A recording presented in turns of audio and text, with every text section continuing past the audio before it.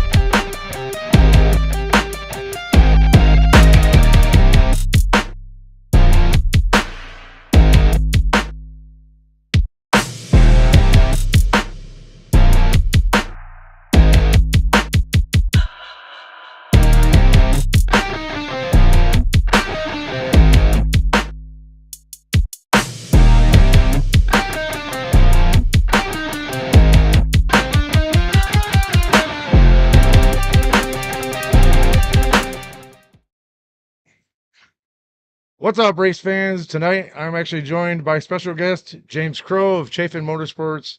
He drives the number 11 go-kart in mainly Northwest Ohio. But what's up, James? Not much. Just here to enjoy the sprint car racing. It's been a long time. Yeah. I haven't had a chance to hang out with you much, man. Oh, Ever since I kind of stepped away from the go-kart scene. But it's been fun, man. Now, did you get to watch Wayne County last night? on TV, yeah. Dude, it was awesome. You should have been there, man. It would have been even better in person. But let's get right into it. You know, the Wayne County recap. So Wayne County, I love the place because it's the kind of track that rewards commitment, but it also punishes impatience. It's tight enough that you can't just ride around. You have to attack. And when you attack, you're going to flirt with disaster all night long. And that theme, survival plus aggression, ended up writing the entire story. Because the headline is Kalib Henry. Not just Kalib Henry won, it's how he won. He was right there in the fight, doing what you have to do at Wayne County. Keep the car rotated, don't miss the bottom, don't get pinched, don't get trapped behind somebody whose line is half a lane slower than yours. Everything was shaping up into one of those classic Speedweek features, hard racing, lots of pressure, and the kind of lap traffic that turns into moving chicanes. Then the race threw a gut punch. Henry goes down with a left rear tire flat. Well, at Wayne County, that should be a death sentence. Not it's going to be hard, not he'll need some luck. I'm talking good night, points, podium, and paycheck. Because if you give up track position there, you usually spend the rest of the night staring at somebody's Nerf bar and praying for a lane to open up. But not this time. They pull in the work area, bolt on the tire, he lines up at the back, and now you can see the whole mood change. The question goes from who's going to win to how many cars can he actually pick off before this thing ends. And what followed was a reminder that Speed Week is not just about raw speed, it's about decisions while at speed. When to slide, when to cross over, when to commit to the bottom and take the shorter way around, even if it's rougher, and when to pitch it up on the top side and dare the cushion to hold on to you. As soon as they restart, Kalib Henry starts carving. Not politely, not patiently, straight up carving. So that, to me, that was just like, okay, when is he going to like put the hammer down and really start hard charging? Is he going to hold back a little while? But I'll tell you what, he didn't hold back at all. One hell of a comeback. I mean, I've never seen such a comeback. I mean, Yeah. not at this level. I mean, you see that a lot in the upper levels, you know, outlaws, high limit, but at the local level like this, in the regional level, this was amazing. It was one of the best comebacks I've ever seen. You know, um, I don't know what the hell they did, but they found some momentum last night, and that car was rolling. Yeah. I mean, a 2 second lead, you get a flat tire from what? Nobody knows where it came from. No. I mean, and who else was it? Oh, Cale Thomas got a flat tire. He didn't know where it come from. I talked to Cale in the pits. He's like, oh, what they really need to do at this track is figure out what the hell is causing flat tires. He didn't hit anybody. He didn't hit the wall. Nothing. I mean, when I saw Caleb slowing down, I thought initially he hit the wall I did because too. you know how Caleb likes the top side. Yeah. I thought he hit the guardrail and knocked his tire off the bead or something like that. Nope, that wasn't it. I just don't know what happened. Neither did they. And I guess at this point it doesn't really matter. But so he's throwing the car into gaps that actually exist for a half a second, rotating it off the corner, driving like a guy who knows exactly where the track is going to be 2 laps from now, not where it is right now. And meanwhile, up front, the race is doing what Wayne County races do. It's getting edgy. Cautions, incidents, red flags, and restarts that stack the field back up and dare the leaders to be perfect. You've got cars getting into trouble. Kyle Smith, Cole Duncan, or not Cole Duncan, Cale Thomas, Greg Wilson. They all end up in the mix of incidents that change the night.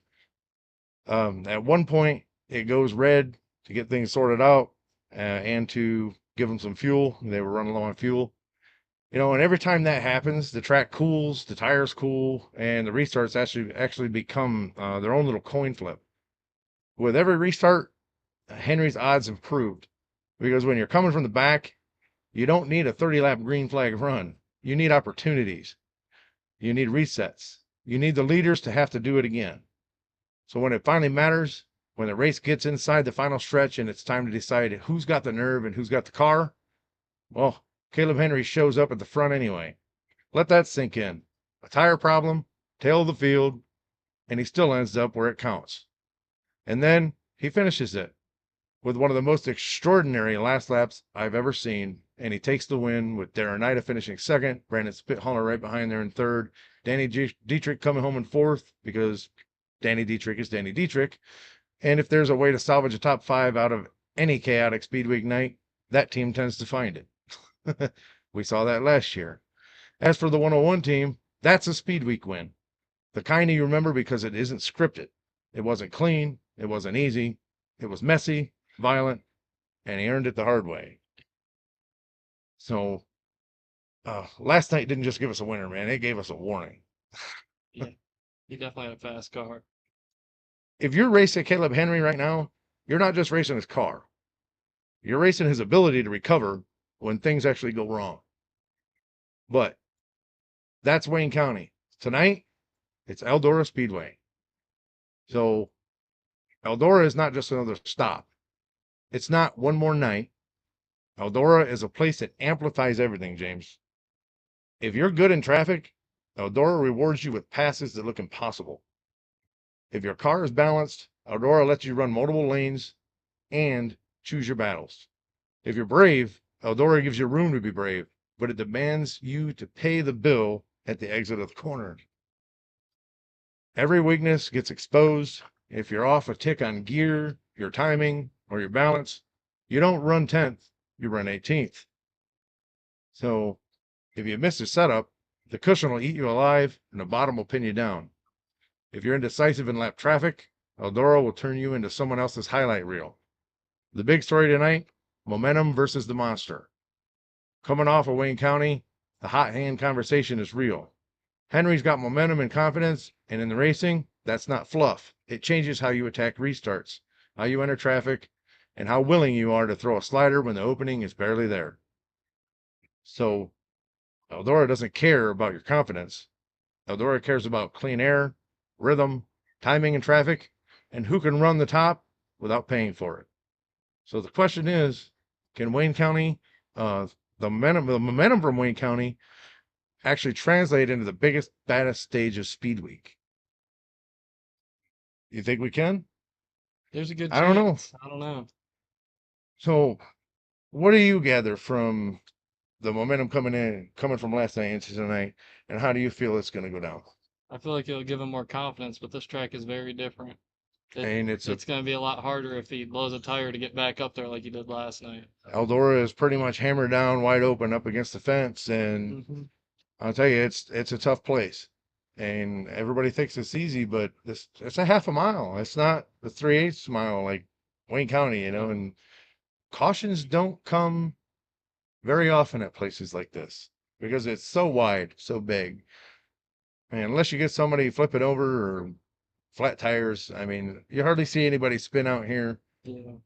especially the veterans, but it does happen. Not saying it won't, but I think this is going to be another. And he's got his work cut out for him. Yeah. Not saying that they can't do it, they can't pull it off, but they have struggled here a little bit in the past. We've got guys like Danny Dietrich here, Connor Morrell. They've always been pretty decent here. Oh, who else have we got? Cale Thomas. And most of these guys, they know how to get around this place. And Caleb does too. Just they haven't had much luck here. Right. So hopefully that can turn around for them tonight. But what to watch for early? Well, track direction. Eldora can start one way and end another. And Speedweek services are a living thing. Hot laps to heats, heats to feature, and feature to late race. Tonight, the track is going to tell us a story, and the teams that will listen fastest will win. Watch for if the bottom comes in early, you'll see a premium on corner exit drive and guys who can keep the car straight without spinning the rear tires. If the cushion builds and holds, then hang on, because the Eldora cushion riding is a different level of commitment. It becomes about who can run the rim at full song, keep the right rear planted, and still slice through lap traffic without hopping the cushion and giving it away right into the fence. The late race storyline, lap traffic, and the 2-lap decision. Well, at Eldora, the final 10 laps are like rarely just the fastest car wins. They are actually who makes the right decision first. Do you commit to the top and live with the cushion, dive to the bottom in traffic for the shorter route around, or split the difference and dime in the corner, or do you set someone up for 2 laps, show them one thing, and take another? That's why Eldora winners look inevitable until they don't. Drivers to keep your eyes on tonight, based on what we saw at Wayne County and what Eldora tends to demand, well, obviously Kalib Henry. Momentum, speed, and that recovery ability. If he qualifies well, he's terrifying. If he qualifies poorly, he might still be terrifying. Darren Nida. If the race becomes about being smooth, being smart in traffic, and taking what the track gives you, Nida is absolutely a factor. And Brandon Spithaler, a guy who can be in the right place, even when it's time to strike, Eldora often rewards that. Danny Dietrich, well, Eldora is a place where experience matters because you have to be ready for the track to change mid-feature. Dietrich is the type who can adapt and capitalize. What winning at Eldora during Speedweek really means, this isn't just a trophy. This is a statement night. Speedweek is already a grind on equipment, crew energy, travel, quick turn maintenance, and by night 5, everyone is carrying something. A sore shoulder, a bent part, an engine that's been leaned on, a crew that's running on caffeine and muscle memory, and Eldora doesn't lower the difficulty because you're tired. It raises it. So whoever wins tonight is going to earn it the most honest way possible, by being fast, being smart, and being bold when it's time to be bold. You have anything? No, Anything to add before we close? I don't think so. My personal prediction is one of the Henrys is gonna win. I feel like you can't ever count out Cap and Zach. Zach's in my opinion, one of the best crew chiefs in Ohio. So that tends to give. You just can't count him out. Zach is a very, very smart Yeah. person when it comes to his race car and his driver. And that's the thing you see, like today, drivers just don't change. Drivers and crew chiefs are a team and they go together. Right. You see that in sprint car racing, late model racing, NASCAR. I mean, you see that everywhere now, and it's amazing how that's evolved over the years. From early days of NASCAR to like switching rides and then switching crew chiefs, and like let's take for instance Kevin Harvick. I just know this because he was my favorite driver, but Harvick went through so many crew chiefs, at Richard Childress, and you know, and never really tended to help him. The only one that he ever really clicked with at Richard Childress Racing was, you know, Todd Barrier, because they were good friends, but also Gil Martin. And Gil Martin is what got him the most wins. Todd Barrier didn't. I didn't care for Todd Barrier myself, but you know, it was what it was. Kevin liked him, and hey, that's what matters. They have to have that chemistry together. Right. Jimmy Johnson and Chad Knaus, Paul Wolf and Brad Keselowski when he was driving the 2 car. And those guys just, they have that chemistry and it works for them.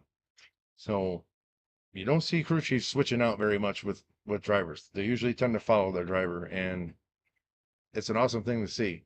So it isn't just a driver, it isn't just a mechanic, it's an entire team. So congratulations to that 101 team for doing a hell of a job last night, getting that car rolling, and we'll see what you can do tonight. But that's where we're at. Wayne County gave us the chaos and the comeback. Henry came from disaster to victory, and tonight Eldora offers the ultimate question. Can you take Speedweek momentum and survive the monster? Because at Eldora, you don't hang on, you don't get through it, you go take it. That's going to do it for this episode, but remember, we bring you race recaps, breakdowns, and all those insane, adrenaline-packed moments every week. Whether you live for those sideways, mudslinging, dirt track sliders, or the door-banging, paint-trading action in NASCAR, you belong right here. Hit that subscribe button now so you never miss a finish. And until next time, keep switching grooves. I'm Russ Fritz. Say race hard, stay safe, and we'll see you there. Good night, everyone.